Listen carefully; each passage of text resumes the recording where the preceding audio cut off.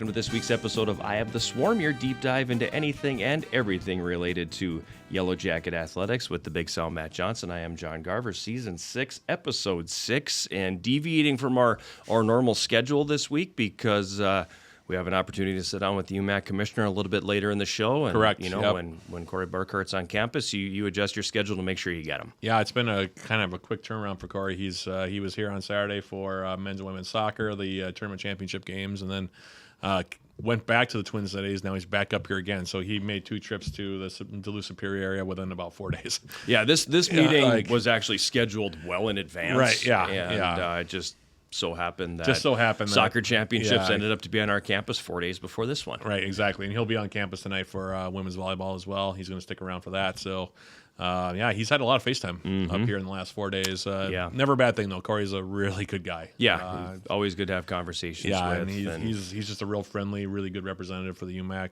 I'm glad that he's our commissioner. Indeed. Because he's been around a long time now. Everybody's comfortable with him. I think everybody knows him pretty well. And he's just a really good guy. Yeah, he is. You know, and I mean, I want to say he's probably close to. I mean, we've been in the league since 2015, so going on. I think this is our 10th year in the UMAC, and he was the commissioner before. He's got to be 18 years, maybe. Yeah, he's been in a long time. You know, he's been in a long time. And he's not old. No, he's a young guy. He was a young guy. This is a racket he took over at a pretty young age. Yeah, he's been doing this for a long time, and he's been doing it well. So I mean, the conference has been in stable hands for quite a long time. So I'm interested to have a conversation with him. Yeah, hit on a number of points and kind of get our State of the UMAC address, which he gives us every time he comes up, which is also very nice. So we have an idea of where we're at. Right. But really looking forward to seeing Corey. He's one of those guys that you just, whenever I see him, I always make it a point to talk to him. Right. Just because he's a very, very good man.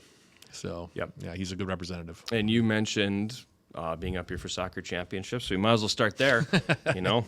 Yeah, more hardware coming to Souptown. Yeah. 2 very commanding performances by both teams. They both turn it up at the right time of year, and the men. I've kind of run out of words to explain the men's season. There's a lot of things that they've done this year that have gone against conventional wisdom when it comes to soccer. It's crazy, and they're plus 99 in goal differential. I don't know if I've ever seen, and they broke the school scoring record. Previous record was 103 goals a few years ago. I think that was one of Blake Berry's teams. Yep. This team now has scored 113 goals this year. So they're and counting with the NCAA tournament coming up. It's insane. I honestly, I've run out of ways to describe how dominant they've been, especially this particular year. They're averaging more than 5 goals a game, leading the nation in about 5 or 6 different offensive categories. Jake Kidd is in the top 3 or 4 in the country in goal scoring. He broke the single season scoring record by, again, Blake Perry. Yep. He's at 24 now for the year. Perry's set the school record at 19 previously. He's got 5 consecutive matches with multiple goals now. Yeah. And at least 1 in 8 straight. Yeah. They hung 6 on Bethany Lutheran in the title game, which is crazy to me. Oh, before you could blink, it was 2-0. Yeah, they scored 4 goals in the first 16 minutes. It's just, I've described their play as utterly ruthless this year. They've been utterly ruthless in terms of putting the ball in the back of the net. And it feels different this year. Yeah, it does. They're so deep this year. This is a team that has played as many guys longer. And I remember, Joe likes to play a lot of guys. We've always known that. He always plays, 18, 19. Line change. But this year he's had multiple line changes where he's been bringing in, he's had third wave. Yeah, where he's brought in 27, 28 guys per game, and haven't seen that before. Yeah. And he's had 27 different guys score goals this year. That's crazy. And it's just unbelievable. Most teams don't even have 27 guys on their roster. Yeah. And he's got 27 guys that are putting goals in the back of the net. And a bunch of those guys, more than 20 of them have scored multiple goals. Yeah. So, it's been a crazy year. They're leading the nation in goals scored, goal differential, total points, even shots. They're leading the nation in shots on goal. And I'm kind of, like I said, I've been kind of flabbergasted by it, to be honest with you. I've never seen a UWS team this dominant at the conference level as this one has been. Yeah. So, congratulations to Coach Mooney again. They took command of that game against Bethany Lutheran, who's a pretty good squad, and just were from the opening. Yeah, kick. and they were just ruthless. Yeah. You score 4 goals in 15, 16 minutes, you're being pretty ruthless.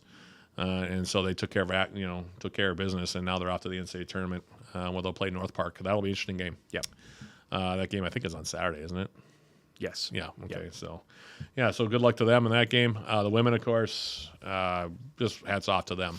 I think there was a little bit of a wobble there at one point during the year where people thought, well, this might be the year Spirit gets knocked off, and then they really stamped their imprint on it on Saturday. Took command early, like the men did against Bethany Lutheran, and never really gave it up.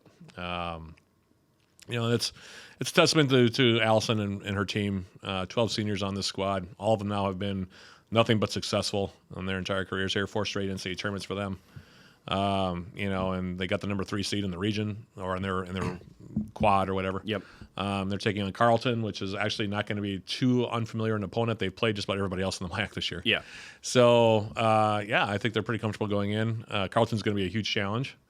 That's a really good squad. They won the MIAC regular season title, but really impressive. Really impressive run by the women, especially at the end of the year. It seemed like they really found an extra gear. And they played a rugged non-conference They schedule played this a year. really Deliberately and intentionally beefed it up just for this. Very, very difficult. This is where it pays dividends. Yeah, and this is where they wanted to be, and this is why they scheduled the way they did. Still won 15 games this year, considering how tough the schedule was. That's pretty good. Yeah. But they, they played their difficulty of schedule was really high, which is one of the reasons why they got the good seeding that they got. Yep. Because their strength of schedule was very high. Same thing with the men. The men played a really tough Yeah, schedule and too. there's a reason why this year they both went in as a 3. Yeah, exactly. And that's a departure from years past where they've been a 4. They'd been a 4. Yeah. And drawn an incredibly difficult opponent in the first round. Right. Yeah. The men last year had the defending national champions. The current defending national champions. I remember Allison's team the one year went down to Loris and had to face an unbeaten Loris team. Yep, exactly. It's a little bit more balanced this year. So it's going to be interesting to see how things shake out. I think both teams, if they play well, have got a shot. Very good shot. Yeah, it's exciting. Yeah, it's exciting. Women's volleyball finished out the regular season number 2 seed. We anticipated that happening. But this is the most wins they've ever had under Lynn. The previous record was 21 wins, excuse me. Back in 2007, this year's team is 23 and counting. So they've already had a really good year. Number 2 seed, they'll be hosting Minnesota Morris tonight in a game that I'll have on the radio and on Yellow Jacket TV. Correct. And on the UMAC network. So that'll be interesting. Split the season series with the Cougars. Actually swept them in pretty dominant fashion here, and then unfortunately let a 2-0 lead get away from a little them. malfunction after the second set down there. But that was where 4 of those 5 sets were really tight. So I'm anticipating that same kind of match tonight, a very tight match, I think, between the 2 sides. Yep. So that'll be fun. Men's and women's hockey now are off and running. The men won and tied this last weekend. The women split. And then they also had a tie with St. Ben's. I think it was that last night? Last night. So women are 3-2-1 now, and the men are 1-0-1. And then the Merrill Thompson was this weekend. The men started out rough first game against Marion. Didn't play particularly well, I didn't think. But then came back and really laid one on St. Olaf, which I was by 30 points. Yeah, and I was not anticipating that at all. I don't think anybody was. No, and because that St. Olaf team is going to be pretty decent, I think. I mean, I watched them beat Stout the night before, so... and Marion took out Stout the next day. So Marion's a little bit better than I thought. But, it was fun to do those 2 games. And then women's basketball went down to take on Marion on the road, and they really didn't have a problem. Demolished them. Yeah, won by 30, just about 30 down there. And tonight they're taking on Carleton, a Carleton team that is really in transition. They didn't play at all last year because they had a shortage of players. So they're basically realistically starting from scratch. Yeah. And they got beat pretty good by Bethany Lutheran in their first game. So a lot happening, this coming weekend, men's basketball tomorrow against St. Scholastica, and then McAllister on Saturday. And then what's hockey doing? I forgot. Men's hockey is at St. Scholastica on Friday, Bethel on Saturday. Women are home against Eau Claire, opening up the conference season on Saturday. Okay, so yeah, there's a lot going on this weekend as well. And again, all that action can be found. Cross countries at the they're at the regionals, regionals down in St. Olaf, and it's there's a lot still happening. Both hockeys, both soccers, volleyball, both cross countries. Whew. Yeah, there's a lot happening. Welcome right to now. the crossover. Right, this is the teeth of it right here. Exactly, but this is fun too because we've already stacked up some hardware. Men's and women's soccer doing the double as we anticipated they would. Yep. Men's and women's cross country, of course, defending their titles, and women's volleyball going for another piece of hardware this week. So Yeah, with the winter season also kicking up, nice start for the women's hockey team, especially in the transition phase that they're in. It is, and they had a nice upset of Hamlin last weekend. Yep. Hamlin's 15th in the country, and they beat him in that game. Came back on Saturday, classified as kind of a dud against Augsburg. Yeah. But I mean, they played last night. Last night being Tuesday, they tied St. Ben's. They got 6 games in already. Yeah, you got some teams that played 1. Yeah, exactly. And they've already played 6, a quarter of their schedule. Yeah, and they have played that in 12 days. Yeah, so they've been very busy. I feel like they're a little on the tired side, so I know they're going to get a little bit of a break here coming up, and I think they need it. Yeah, I think they need it. That's a lot of games right out of the chute. Yeah, they played a lot of games, and they played some tough games too at the start. So and some of those were on the road. So yeah, they need a bit of a breather, I think, and but I'm looking forward to seeing the men against McAllister on Saturday. Also, women for the first time this year. Yep, it looks like Coach Carpenter has herself a very, very solid squad. So it's gonna be fun. It's gonna be very fun. Looking forward to it. Yeah. Speaking of looking forward, we'll take a time out because we're both looking forward to the conversation we have coming up here. We are indeed. Commissioner Corey Borchardt. We will have that right after this break. You are watching Eye of the Swarm. Find your passion.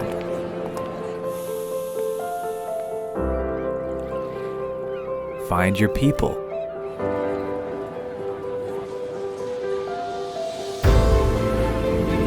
Find your purpose.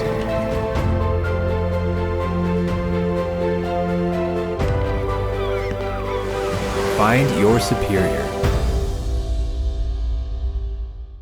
We're back on the roundtable segment of this week's Eye of the Swarm, and we kind of deviated from the normal schedule. We were on an every other week schedule, but when you have a chance to have the commission in the house, you adjust the schedule. So our annual visit from Corey Borchardt, the commissioner of the UMAC, is upon us, and I got to say, Commissioner, I think real estate market's not bad up here. Just get a second place. Yeah, right. You're making plenty of trips north, and then you can, Airbnb is a good thing. It's a nice little side hustle for you if you just buy a house. Superior would be a great place to live. Yes, it does feel like I've been up here a lot, but that's a good thing for great reasons, and always good to be up here. What's the reason for the trip this time around?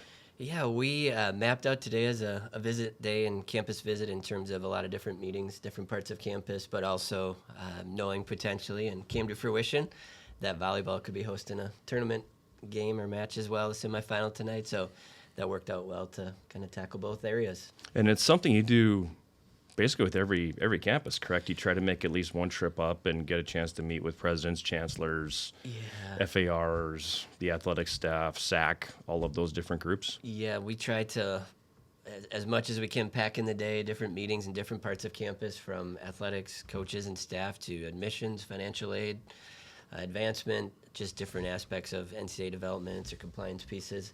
But then also when we do the visits, we really try to combine it with a day that the school is hosting some type of athletic event. We'll do some here in the winter with basketball or indoor track being held as well. So that's a kind of an always enjoyable way to end the visits, is being able to watch some competition as well. Sure. So mark down late February. Yeah, Corey will right. be back We'll on, be back on a Saturday. again, and we'll check in with him again.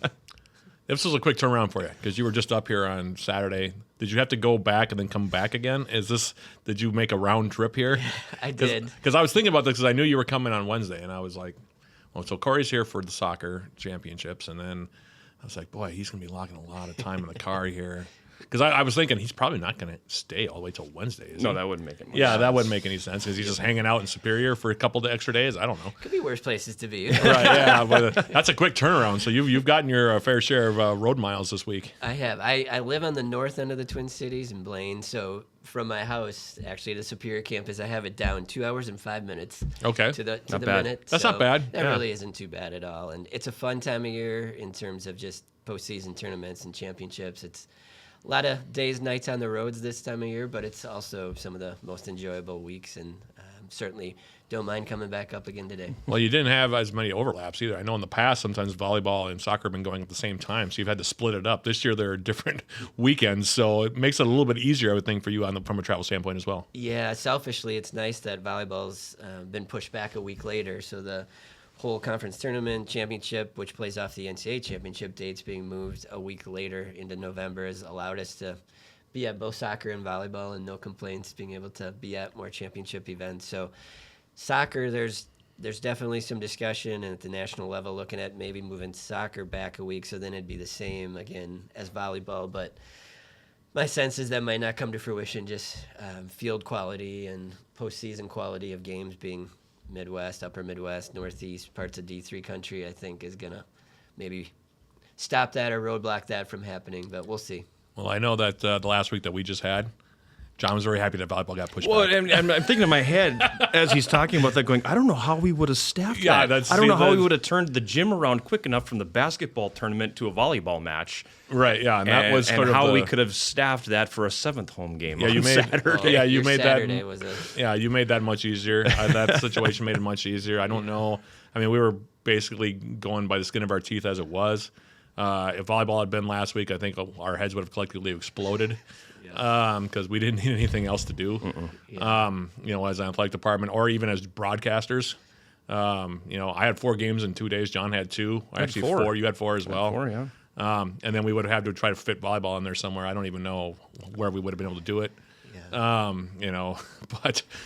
So that worked out. It made your life easier, and it made our lives, quote unquote, easier, I guess. Right. Just in terms of not making little it, spread out. well, yeah, and then not making it like the worst possible, worst case scenario. So, Yeah. because I knew that you were either going to bring it up or I would when he said, it got spread out. It's like, well, Yes and no. yes and no, yeah, but it saved us from having a real even bigger headache than we already had last week. So I know that you were happy about that, and I'm actually happy about it too, because now we get to take a deep breath and actually give everything kind of the attention that it deserves. Yeah, so it's a little more normal this coming weekend, so it's Yeah. we can live with it. But we got through that pretty well. I mean, and I'm glad that you were impressed with how we did it, because he was here to for the see most all of part. it. So For the most part, yeah. The 2 hockey and basketball going as well. It was quite the Saturday. It was. Not many schools can do what you did and do it as well as you did. That's for sure. It was a full day. We survived it somehow, but at any rate, we've got you here, and I guess the kickoff to this whole thing would be sort of the State of the Union. So let's dive in and talk about the state of the UMAC and kind of where the conference is right now, and what you're feeling good about, maybe what you're not feeling so good about. Sure. Yeah. Well, I'll start more, I guess, recent. We'll tackle that first and then go broader. It's been a really good fall. I think in terms of our fall sports, soccer, I thought there was more parity, particularly in the top half, both the men and the women, competitive-wise.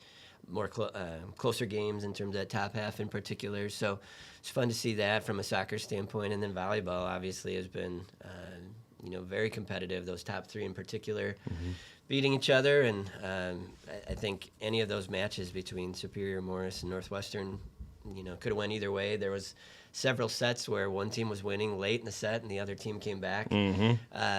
So I'm excited for the volleyball tournament this week and tonight, the semifinals in particular. I think, it'll be a great match here tonight, the 2-3. So really soccer, volleyball, I thought overall, really fun, exciting fall, and our other sports as well. It's been a pretty smooth fall in that aspect. I was meeting with some student athletes today and shared, the cross and golf championships are some of my favorite just because I actually get to engage with the athletes more. A volleyball or soccer, you kind of show up and team's already going and coach talks with them after, so you don't get to connect with athletes as much, whereas cross and golf are 2 of my favorite championships. So the fall has been really positive, and I think going into basketball season and indoor track winter, some good tracks going too in terms of, I think our basketball team's probably a little more on the men's side just with who coming back and rosters returning. I think will be very competitive. Even, Martin Luther's probably been a little bit more on the lower half the last few years and struggled more, but they have 3 really solid freshmen, and they're off to a great start in terms of they beat exhibition but a couple NAI teams. And so I think basketball in particular on the men's side, any night you're going to have to be able to show up and play well, or it's going to be a tough game. So a lot of good in terms of on the field, on the court. I think going a little bit broader in terms of state of the UMAC, we certainly not shy, and it's publicly aware that Northland, we hope that they are able to continue to recover and, continue to develop their viability further. So that's probably the biggest piece, just from a broader standpoint, Right. is just membership stability. And, we're not shy on trying to continue to address that from a long-term perspective. And we hope that, Northland's able to do that, and all of our full members, obviously. Higher ed right now is it's challenging.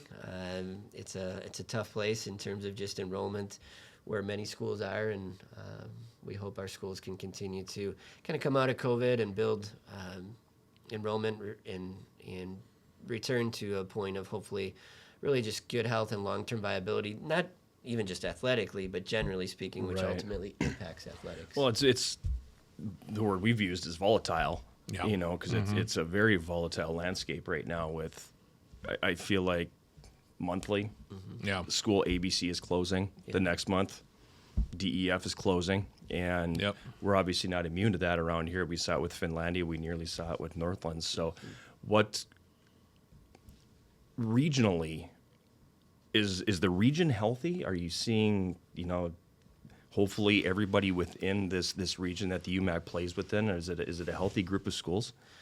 I think you'd be really, I think I said this maybe the last time with you too, but I think it'd be pretty difficult to find any conference in Division III where they wouldn't say at least one member or some part of their membership is maybe struggling or trying to, get to a better place viability-wise, long-term positioning. So, I think conferences around us, I certainly don't want to speak for them, but I think there's a member or two almost in every conference that, health-wise is maybe struggling more. So we're not, I think, indifferent or, unique in that way compared to conferences around us. I think, even other parts of the country, the Northeast in particular, I think it's even more challenging times. Just with the enrollment drop off the cliff, the demographic cliff, I should say, impacting enrollment. So I think the Midwest is actually positioned maybe a little bit more favorably than some other parts of the country on that. But I think the good, we made a decision as a conference, now almost 20 years ago, but to go Division III because of the solid number of Division III institutions in this area and the health of those institutions and the strong presence of Division III. And I don't think that's really changed in a good way at all. I think Division III overall is still in a really healthy place in our part of the country, and that gives our members some great opportunities. It certainly has been an issue in the Northeast. And this goes to something that I noticed last year. St. Rose, which was a prominent D2 school, closed. And they lost the top 5 women's soccer program that went along with that. So, it is one of those things where you do get those warning shots across the bow.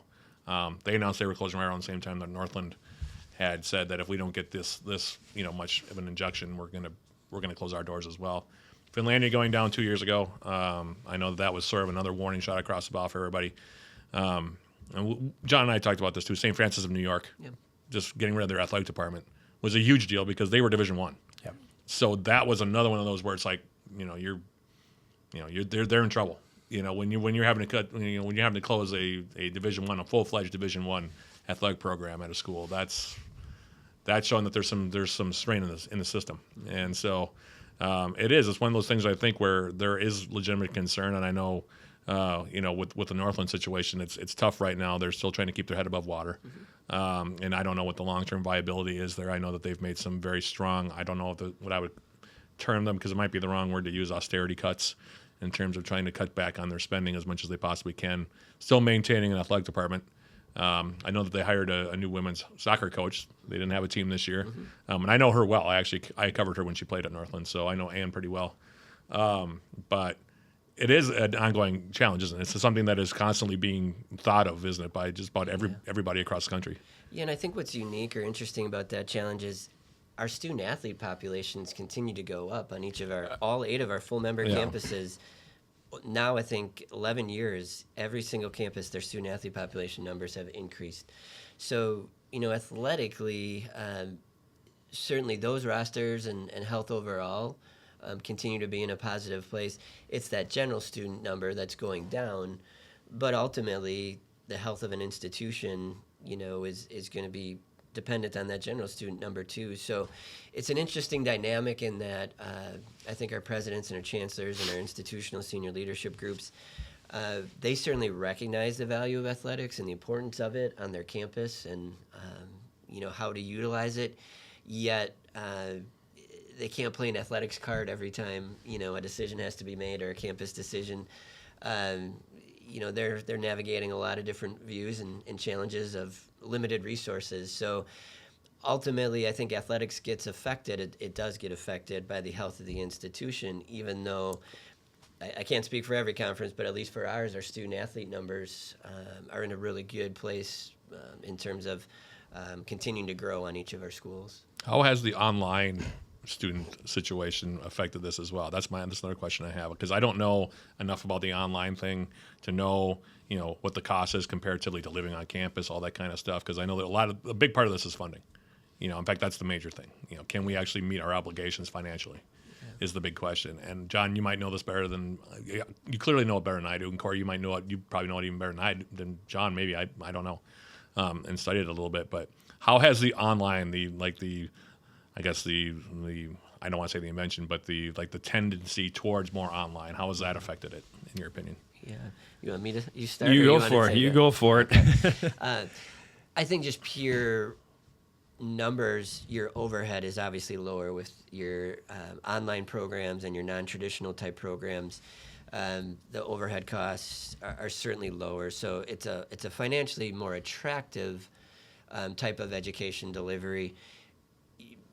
But it does not provide the campus in terms of experience, the vibrancy, the cultural aspects that I think most four-year institutions, are hoping that they still have as well. So I think athletics plays a really pivotal role in, even if an institution has tried to be creative and diversified how they're offering education and different programs, athletics still plays a really pivotal role in that campus vibrancy and kind of the identity of the campus, despite institutions, to your point, having to be more creative in how they deliver educational content from a financial and limited resources standpoint. Yeah, and I think the other piece of it is some campuses, your students that are brick and mortar on campus, living in the dorms, on the meal plan and everything, they pay a certain amount of money, and that's your bread and butter, obviously, particularly with undergraduate students. Some of those fees that they pay that help you survive, in a lot of cases athletics, aren't necessarily paid by an online student. Right, yeah. That's a big piece of funding that some schools have to try to navigate too, because if you have too much of your population online, you obviously you're losing out on some funds and some cost certainty there. Yeah. And I think if you study higher education over a long period of time, it's interesting. There's often, probably a lot of industries, pendulum swings, right?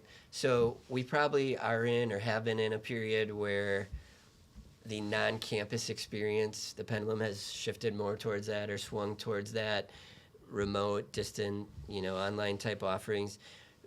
My sense will be at some point that pendulum will switch back. Okay. And people will really value, both a 17, 18-year-old and a parent, value that on-campus experience, the community experience, physically in a classroom, interacting with the professor that way. The pendulum probably will swing back. I think the question is just how soon or how long does it take for that, which obviously impacts our institutions and their enrollment. And the reason why I bring it up, obviously, with the funding piece of it, is because that does take a little bit of chunk out, obviously. If you're going to be online, your tuition is not going to be as high. That's pretty obvious, right? Because you're not going to be having room and board. You're not going to have, the rest of that, the living conditions, all of that stuff. Right. So that stuff goes away. And certain schools have jumped right in, full in on the online thing. Grand Canyon was a D1 school. Southern New Hampshire is a D2 school, is another one that they've jumped right in. They still have on campus, obviously, students, but they really push those programs. I feel like at the D3 level, it's sort of more of a balancing act, because a lot of D3 schools are, less than 10,000 undergrads. Most of them I would say are less than 5,000. So that can be tough to navigate, can't it? Because that's, like I said, if you're doing online stuff, you don't have to pay for that extra, and that's a big chunk of that overall revenue that comes in. So it's interesting to see how that also affects the student body and health of these institutions as well. Yep. So, yeah. Yeah, and I, just like John told me, he's diversifies his huge retirement portfolio and all of his investments. I think our president's chancellors are trying to diversify, but more in the context of being creative in what programs are attractive, will be attractive in the next few years, 5 years. So whether that's how it's delivered is certainly a part of the conversation and secondary question, but I think also just our schools are having to be intentional in trying to create programs that are attractive that maybe 5 years ago weren't even on their radar Right. or wasn't something they would even have considered offering not too long ago. Or something that 20 years ago was a very strong program for you might not even. Right. Yes. Well, then just figuring out like Yeah. the balance also which ones are going to be housed on campus and some are going to be online that you can actually take online classes. I know there are some classes you can take online and there are others that you can't. So yeah, there's a lot in play. There's a lot of juggling going on, I guess I would say, in terms of trying to figure out how this is all going to look going forward. Because I couldn't imagine having all my classes online. I couldn't. Yeah. Dating myself, obviously, but Right. when I was in school, that wasn't an option. So I couldn't imagine having to make a business class presentation over Zoom Yeah, or for sure. something like Well, that. and I can't imagine. and then the thing that's also opened this door up was the COVID situation. Yeah. Because people are seeing that we Certainly. actually can do this online. Yep. Yeah. Like we don't have to do it in person, because up until then I felt like it was still, you got like me, I'm like you. I come from the old school of you went to class and you were in person and you were interacting with your professor and your classmates and all this stuff. And then COVID happens. And we still have to, these people still need to get their credits and they still need to get things done, advance that degree. And now everything is done, on Zoom. My dad even talked about, this is something that we've talked about, that he had never even heard of Zoom up until COVID. And now he holds like 3 or 4 meetings, invested in it. at least a week on Zoom, where he's talking to guys in different parts of the country instead of to get on a plane and fly out there, and have meetings in person. Right. Or you can even have full-on conferences now, where you just, everybody just, you have your Zoom link and everybody just pipes in, and take attendance that way, and then make sure everybody's there. And so the advent of this online stuff has been really recent. What's interesting to me is hearing from our student development, our student life folks at all of our campuses, not so much an athletics challenge, but what they're trying to navigate is a lot of students will just go back to their dorm room or residence, wherever it is on a campus, and they'll do gaming or they'll do some type of interaction, through virtual digital platform. So I think even from a student development standpoint, that campus life has really changed. And those leaders in those areas who are much smarter than me, and obviously in those areas, are trying to figure out how do we get students out of dorms? How do we get them to participate in campus activities and those types of things? Because even if somebody's taking in-person classes or on a campus, I think there is, I'm hearing, still challenges of trying to get those students back. Probably a big COVID impact, but Been keeping me up at night for years. Yeah, this is a because conversation that we have all the time. Yeah, because I sit here and go, our new soccer stadium is 100 feet from your dorm room. yeah. The gym is like 500 feet from your dorm room. How do I get those kids out of those rooms and into these facilities? Yeah. It is so hard. Yeah, isn't that amazing? Yeah, that's been a constant conversation. I'm sure it is on most of the campuses, trying to get everyone as involved as they can possibly be. Just from my travels in the league, Bethany Lutheran does a pretty good job of getting their student body involved. Northwestern does a really good job with theirs. Our student body does pretty well, I think, for the most part, especially with basketball and volleyball. There'll be a big crowd there tonight, because there always is. And even with men's and women's soccer, when there's something big on the line, they'll come out and they'll support the teams. But I'm not sure every school has that luxury of having that kind of student involvement where, they get outside there, and maybe they have had, in-person classes all day, and now they just want to retreat and just not see anybody for a while. And I get that, because we've all been there. But still trying to get them to be motivated enough to be like, I want to go to the gym and watch the basketball team play, or I want to go and, Or I can sit here and do my homework and throw it on the UMAC network and not have to go out when it's 10 below. Yeah. Right, yeah, exactly. But I mean, there's that as well. There's that aspect of it. But I'm still a big believer in, there's nothing quite like the game day experience in person, especially when it's a nice, big, rowdy excited crowd. And that goes for all divisions, all the way up and down. But Yeah. it's a challenge. I mean, John and I have talked about this for It years. keeps me up at night. Yeah. It does. This is stuff Yeah. that I think about all the time. And that's probably one of, if not the most discussed question, our Conference Student Athlete Advisory Committee group, this Conference SAC, we ensure that they usually have an opportunity in each meeting to ask each other, how do you handle this at your campus? How has your SAC maybe addressed, whatever the situation or a topic? And almost always one of the top questions discussed is, what are you doing to get students to come, a higher number of attendance at games and support teams more? And so you have to be creative, certainly giveaways and free things, all those things help. But it's definitely a challenge. I think even campuses that maybe historically have had pretty strong student sections or student engagement and spectator, numbers have been pretty solid. I think even those are still trying to figure out, how do we keep doing this successfully. I'm pretty sure it's an issue on every campus and every school, and that includes Division One. I mean, that's always a question: is how are we going to get the student body to come out and engage? Yeah. Because I mean, there will be those people who come in from the community. There will be those people who are from the youth community that will come in on certain days, and will watch the teams play. But how do you get that campus community more involved? Sure. And he's been asking that question, like I said. That's the one that keeps him up at night. Yeah, it's just and it directly relates to John's job, and that's the hard part. Yep. Is that you can do as much as you can, but at the end of the day, you have to motivate them to want to come. Because otherwise, like you said, they'll just sit in their dorm and they either game all day or they'll watch it on their computer. Because I don't want to feel like going over there right now, and there's that too. So The spend a day with Jon Garver contest wasn't Sales isn't bringing dropped a when lot that of one people. was announced. Sales dropped. I can get them for about a 4-minute lap. That's about it. Which I do love. I love that feature that you you. do. That's so Appreciate great. that. Yeah.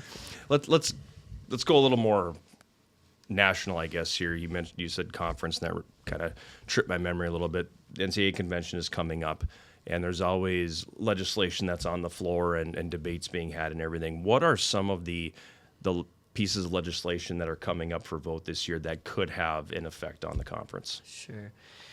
I think it's going to end up being a little bit quieter, tamer year, which it really has been the last few years. There hasn't been a lot of real significant, I would say, legislative proposals that I think people had a real profound or significant impact on D3 membership. But a couple that stand out. One, our proposal, the UMAC is sponsoring a proposal that would change the minimum number of schools for a Division III conference to be 6. Right now it's 7. But we're trying to make it consistent because you only need 6 schools It's for an automatic qualifier. for an right? automatic Okay. qualifier for Okay. championship access. And a single sport conference only needs 6 schools to be a recognized Division III conference. So our proposal tries to make it consistent and standardized now. A multi-sport conference and a single sport conference, either one, you would only need 6. And then that really still aligns and matches where the championship access is right now, which I think certainly makes sense. So that'll probably be one of the ones that maybe draws more conversation or dialogue on the convention floor.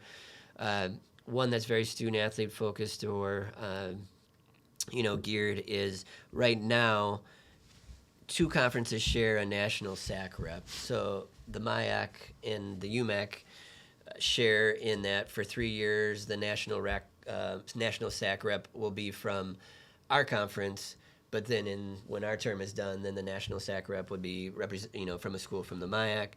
So you share partner conferences. What this proposal would do is every conference would have a national SAC rep, continuously. So certainly student athlete focused and positive in that regard. There's a lot of non-controversial proposals, kind of administrative regulations, some championships related changes that technically have to be included. But it's a pretty tame year overall in terms of the legislative front. Explain that process, how that works, because you mentioned that's a UMAC piece of legislation that you're putting up. How does that process work? Yeah. So there's 2 paths for something to be voted on by the Division III membership. And I'm sure some of your followers know this well, but Division III is set up where every school gets 1 vote and each conference gets 1 vote. So very member-driven from that aspect. But in order for it to get to the convention floor to be voted on, either 2 conferences have to sponsor a legislative proposal or 20 schools. So that's the membership path to get something on the convention floor voted on. Again, 2 conferences or 20 schools.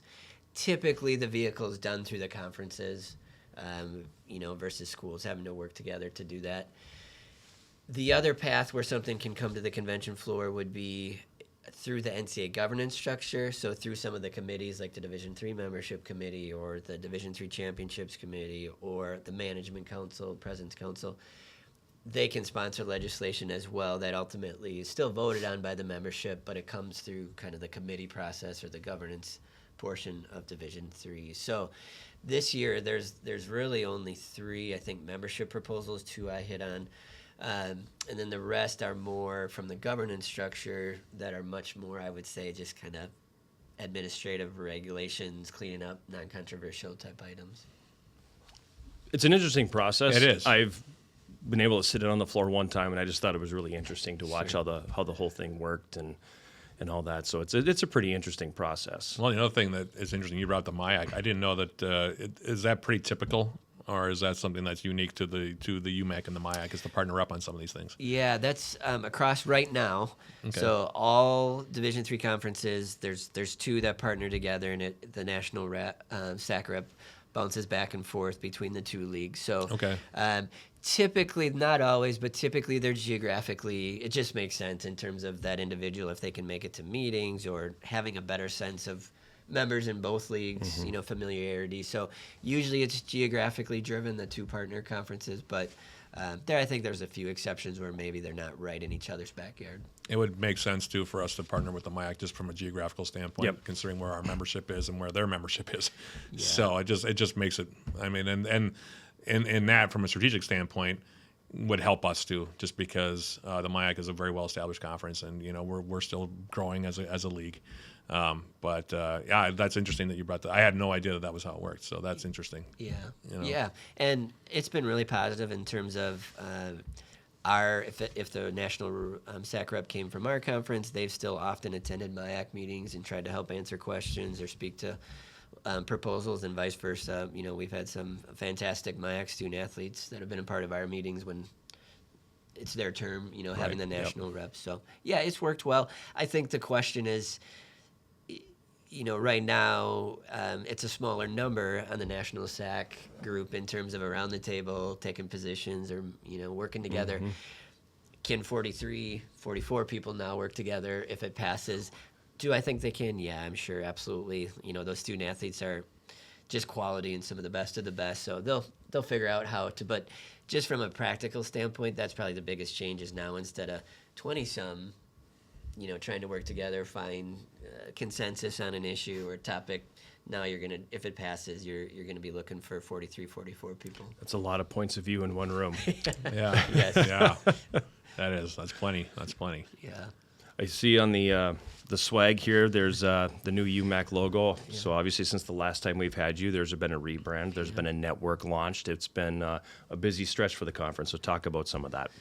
Yeah, I appreciate you bringing it up. I should have probably hit on that in the kind of the state of the UMAC or going back to that question. But so we launched the new logo towards the kind of later part of the summer, and then the UMAC Sports Network in August, just before the fall season started. And it's been really positive. We've had a lot of positive feedback. I think it's simple in terms of the rebrand and the logo, but I think that's what people enjoy or gravitate towards, and our schools have voiced affirmation of that. So it's really helped us, I think, in terms of improving just appearance and digital content we're providing, be it social media platforms, website, video. And the Sports Network we're really excited about. I think the UMAC Sports Network, we're just kind of scratching where hopefully we can utilize it down the road and keep doing more with. So it's been really exciting and fun to see those take off. And the UMAC Sports Network as well, we've had an overwhelming positive response, both from constituents, spectators, parents, alums of schools, to our schools themselves, in coaching groups or within campuses. So I think in my time, these have probably been 2 of the more enjoyable developments, or I guess just exciting to be a part of things that we've done as a conference, and certainly enjoyed that. Stressful as heck when you're going through the steps and everything to get there, but once it's finally done, and there's definitely a satisfaction that comes with that. Yeah, and the logo rebrand, I mean, it's a process, right? So we're doing a lot of things this year, but it's going to take a year to two to really continue through the whole process of that rebranding, and then we can do more in terms of capitalizing on it yet. But you're right. It's certainly, there's a lot that goes into it, a lot still ahead. But overall, it's been really positive. I know, too, having worked in a league office before, it can be really trying to secure sponsorship. Conference-wide sponsorship is an incredibly difficult thing to get when you're dealing with 7, 8, 9, 10 different markets and everything. The network can kind of centralize some of that, though, and that's kind of a really good vehicle for the UMAC to be able to try to nail down some corporate partnership that maybe you wouldn't have access to otherwise, correct? Yeah, absolutely. And I think in the past, when you're trying to secure corporate sponsorships, if it's based on some type of online, digital, obviously that continues to evolve content. Depending on, website analytics, you have some data, but there's a lot of you're trying to convince somebody that it's worth it from a sponsorship standpoint, a little bit arbitrarily or narratively, perhaps not on hard data. Whereas now with the UMAC Sports Network, we can give just real tangible hard numbers in terms of unique views and all of those pieces that a sponsor probably is most interested in or wants to assure that if they're going to be a sponsor, that the return is there for them. And so that's already just in conversations this fall. And this year's kind of our baseline, with no precedence. So I think even more going forward, we'll be able to capitalize on that once we have that baseline, and we can use that. But even this fall, individual conversations with potential corporate sponsors or people that are interested, having those numbers has definitely helped. I know here on our campus, we're kind of in the process of drafting and putting together a new strategic plan and everything. Where is the conference in terms of its strategic plan? Are we in the middle of one? Are we getting ready to start a new one? Are we at the tail end of something? Give us some thoughts on the strategic plan for the conference going forward. Sure, yeah. It's probably important to take a one step back. So our last strategic plan, I think we've completed 3 during my time, a 4th, I guess, finished 1 as I was starting. But the last plan, we literally, the president approved it in March of 20 when this small minor thing this little thing happened. This thing called COVID hit. So, there were elements of that last strategic plan that we were still able to do and carry out and had some return that we had hoped and expected. But candidly, there were parts of that you kind of crinkle up. Yep. Yeah, we had to get rid of it. And we're starting over, or it's just not relevant, or that's changed significantly. So since COVID, we really, I would say, a little bit frozen in terms of strategic planning, partly coming out of COVID, but partly also just membership pieces for us. And so now, actually, it's funny you bring this up. Just in the last month, been a part of several meetings with our executive committee. Our membership committee meets next week. Big part of their discussion will be focused on strategic planning. We're going to start going forward again. And, well, obviously, as we talked about throughout this time today, there's some membership pieces that we're still navigating. We need to move forward in terms of continuing strategic planning and getting back to that. So my sense is, possibly as early as this March, we would have a new strategic plan supported and adopted by our members. It might take a little bit longer. I think at the longest would be next fall. Our presidents meet typically March and October. Would certainly expect by October that a plan would hopefully be cemented and approved. But the key part of the strategic plan at the conference level is you need all members to say, we support this, we can do this, or we believe this is obtainable. We support the vision that's behind the strategic plan. So, that's important over the next few months as we continue that process, that our members have to all endorse this is a plan that we're unified on and that we can carry out the kind of key prongs of that strategic plan. There's consensus to rally around on that. And obviously that includes membership, both existing and future. It includes corporate partnerships. It includes so many things that on the conference level, some of that can be really difficult to navigate. Yeah, and I think it's interesting as I learn and study other conferences more and more. Some conferences will take approach where maybe a commissioner, conference staff, one approach that probably is quicker and more efficient in one aspect, very staff driven.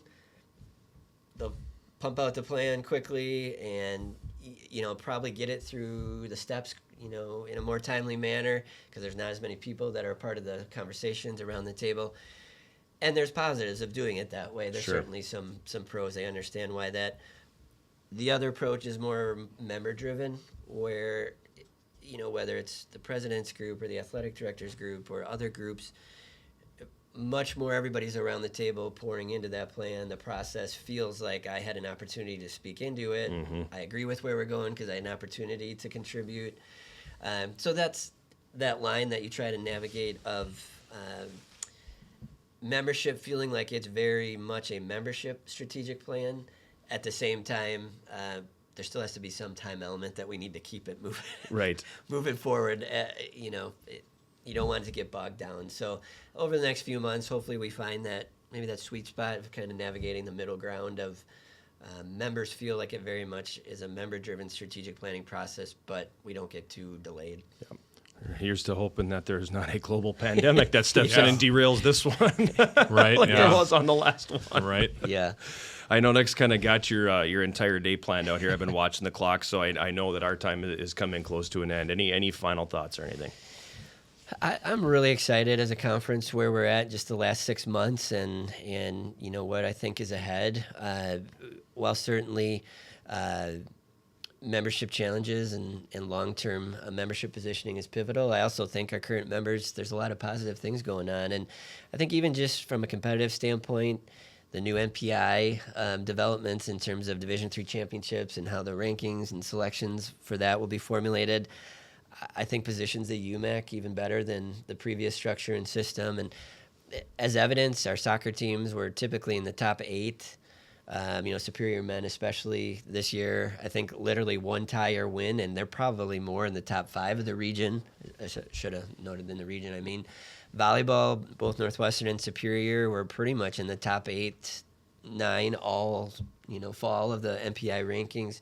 So I think in basketball, I think it's going to prove to be pretty similar. So I think there's a lot to be excited about in UMAC land, and then also the network and the rebrand. I think people have really rallied around and been excited about, and it's probably one of, if not the number one thing when I'm on a campus, people come up and want to talk about. So I'm really excited, and I think there's 2 ways in terms of to kind of grow your identity, your image, your reputation. You can do a lot of marketing, identity type work, promotional type things, which we're trying to do, and you can win. Yeah. Right. Yeah. And honestly, You can do both. Yes. Yeah. Whoa. Exactly. So I think that's the realization that we need to do both well to continue to help our conference move forward, and we're going to certainly try to do both well, and I think we're positioned to do that. I appreciate that every time you come to campus, you're willing to put yourself out here and Yep. talk with us 2 knuckleheads and let us throw questions at you, whether some are you can answer, other ones you got to kind of be careful. I appreciate you always being on and being transparent with us. So Yep. thank you very much for coming by. Absolutely. I always enjoy being with you and appreciate Superior in terms of obviously a strong representative for our conference and both on and off a court, field, course, all of the above. Superior soon represents ice. as well. Yes. I would like to We'll add save that for the next one. Yeah, Right, I'd like to yeah, add that exactly. to the absolutely. So no, it's always great being on the Superior campus and looking forward to tonight too. Should be a great match. That'll do it for this week's episode of Via the Swarm. We want to thank Corey Borchardt, the commissioner of the UMAC, for stopping by. For Corey and the Big Sound Matt Johnson, I am Jon Garver. This has been Via the Swarm.